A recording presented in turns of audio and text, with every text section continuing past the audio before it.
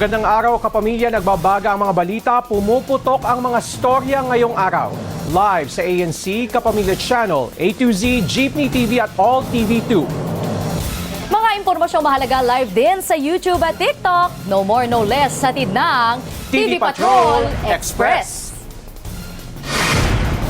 Sa ulo ng ating mga balita, nauwi sa pisikalan ang alitan sa daan ng isang motorcycle rider at dalawang babaeng sakay ng kotse sa Santa Lucia, Pasig City, Lunes ng tanghali.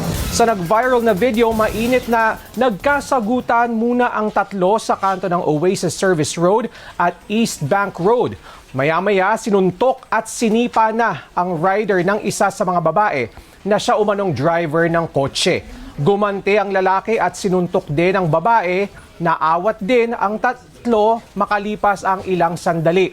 Sa kuha ng CCTV sa lugar bago nangyari ang gulo, palikusa na ang rider ng mabangga sa likod ng kotse ng mga babae. Dinala ang tatlo sa Pasig Police Traffic and Parking Management Office. Sa huli, nagkaayos at nagkasundo silang hindi na magdedemandahan. Bangkay na ng matagpuan ang isang babaeng negosyante at ang kanyang kaibigang lalaki sa loob ng sinunog na kotse sa Peñaranda, Nueva Ecija, Lunes ng umaga. Inakala ng ilang residente na nasusunog lang ang sasakyang nakaparada sa barangay Sinasahan. Pero laking gulat nila nang makitang may dalawang bangkay sa loob nito, kaya agad nila itong inireport sa mga otoridad. Ayon sa Peñaranda PNP, may tama ng bala ng baril sa bandang batok ang dalawang biktima. Sabi ng mga kaanak ng negosyante, may ibebenta siyang apartment building na nagkakahalaga ng 18 million pesos. Pinakiusapan lang umano ng babae ang kanilang kaibigan na ipagmaneho siya at samahan sa transaksyon. Hinihinalang may kinalaman sa krimen ang dalawang nagpakilalang buyer ng apartment na sumakay pa umano sa sasakyan ng mga biktima. Tukoy na umano kung sino ang mga suspect at tinutugis na ng Peñaranda Police. Bad news para sa mga customer ng Meralco. Inanunsya ng kumpanyang tataas ng 64 centavos per kilowatt hour ang bayarin sa kuryente ngayong Marso. Katumbas ito ng dagdag ng 129 pesos para sa mga residential customer na kumukonsumo ng 200 kilowatt hours at 321 pesos naman para sa mga konsumong 500 kilowatt hours. Paliwanag ng Meralco, bunga ito ng mas mataas na generation at transmission charges. Hinimok ng Malacanang ang publiko na iwasan ang panic buying sa gitna ng pagsipa ng presyo ng mga produktong petrolyo. Ayon kay Palace Press Officer Undersecretary Claire Castro, may sapat na supply ng langis at iba pang bilihin. Anya, binanggit din ng Department of Trade and Industry at DTI na walang paggalaw sa presyo ng mga pangunahing bilihin sa buong bansa. Nanawagan din si Castro sa publiko na isumbong sa DTI at sa Department of Energy ang anumang hindi otorisadong pagtaas sa presyo. Dahil sa tensyon na nagpapatuloy sa Middle East, kailangan po talagang paghandaan ng mga kababayan natin. Pero hindi po kailangan magkaroon ng panic buying dahil kumpleto naman po at ina pa po ang supply. Nagalit si Pangulong Ferdinand Marcos Jr. nang mapanood ang viral video ng isang migrant worker officer sa Bahrain na nagtataboy umano sa mga Pinoy worker na humihingi ng tulong pinansyal sa embahada. Ayon kay Palace Press Officer Claire Castro, hindi ikinatuwa ng Pangulo ang pangmamaltrato ng kawani sa mga OFW. Agad din niyang iniutos kay Migrant Workers Secretary Hans Leo Kakdak na aksyonan ang insidente. Kasunod nito, pinauuwi na sa Pilipinas ang sangkot na empleyado habang gumugulong ang investigasyon.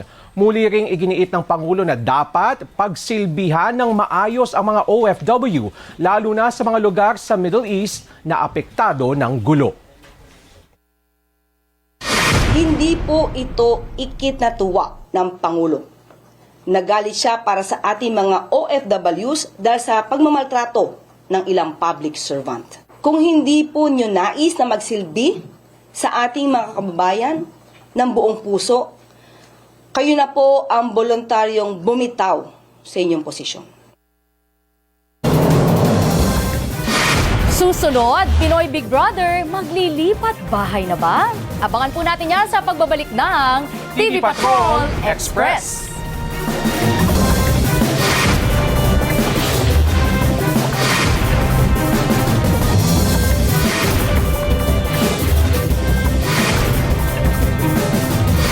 Nagbabalik ang TV Patrol Express. Arestado ang 10 lalaking nagpakilalang mga security guard matapos na iligal na pasukin at ikandado ang isang publishing house sa G. Araneta Avenue, Quezon City nitong Lunes ng hapon. Pinasok ng armadong grupo ang naturang publishing house at sapilitang pinalabas ang mahigit 200 empleyado nito. 4 na oras munang nakipagnegosasyon ang pamunuan ng publishing house sa mga suspect bago tuluyang sumalakay ang SWAT ng Quezon City Police District. Pagkalipas ng ilang minuto, isa-isang inilabas, pinadapa at pinosasan ang 10 lalaki. Natuklasang isa lang sa kanila ang tunay na gwardya habang trainees at messenger ng security agency ang iba pa. Ayon sa pulisya, away pamilya ng mga namumuno sa publishing house ang dahilan ng standoff. Nasa kustodiya na ng pulisya ang mga suspect. Maharap sila sa mga reklamong trespassing, usurpation of authority at illegal na pagdadala ng baril. Tumanggi namang magbigay ng pahayag ang pamunuan ng publishing house habang patuloy ang investigasyon sa insidente.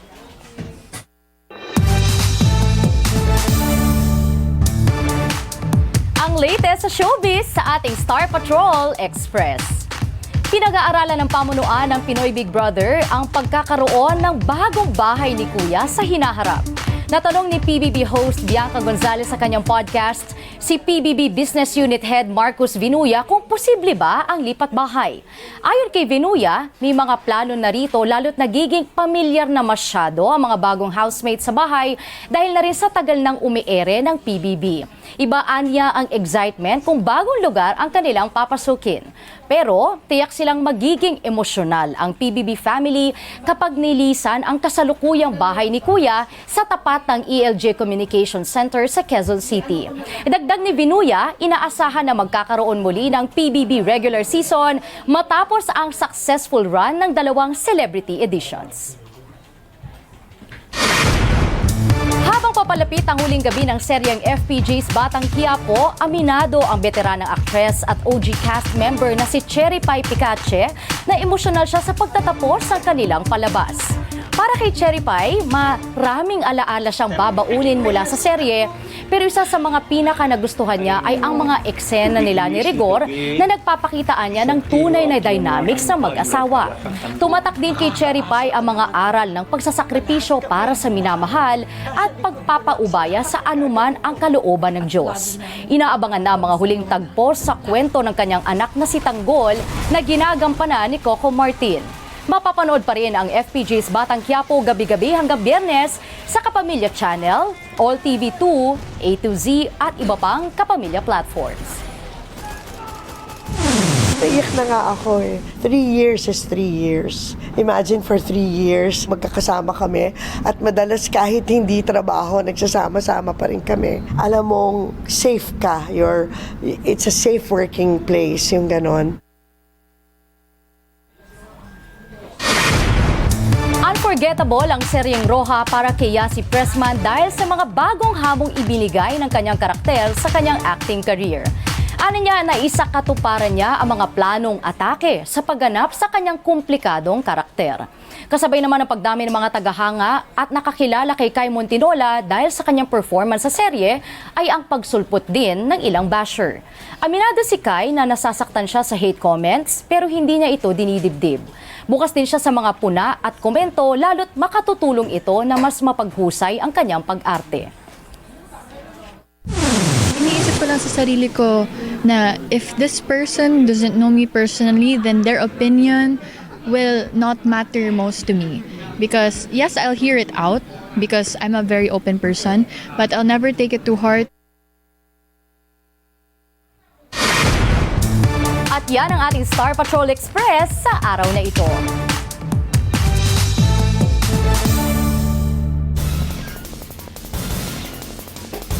First day. First day, actually, nung sinabi ko, yan ang Star Patrol Express sa araw na ito, naisip ko Martes. Ibig sabihin, Oo. Martes, Nag-adjust Na ang naman, presyo at ako. hindi bumaba bagkus ay tumaas. Hindi lang. Dati kasi piso, dos. Naku, hindi. Ngayon, hindi. Hindi kasi Napakataas. nagbantay tayo ng 3 Ay, araw. oo, ikaw. Oo. Sa mga gasolina. Alam ko na nga yung difference ng amoy ng diesel sa gasolina. Wow. Sa dami natin inikutan this past 3 days. Pero ang napansin ko talaga doon, everyday na umiikot ako sa same spot, lagi mga 3 pesos, 4 pesos per liter. Oo. Sumisipa. Tapos nung last day, Sunday, nung duty ko, ubos na. Kanina, nag-ikot ka pa ba?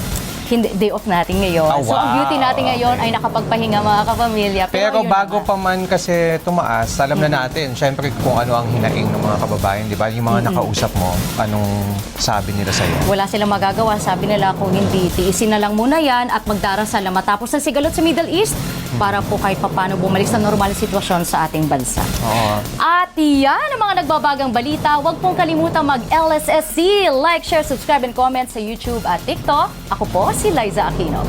Mga kapamilya, bukod sa YouTube at TikTok, napapanood na ang TV Patrol Express sa ANC, Kapamilya Channel, A2Z, Jeepney TV at All TV2.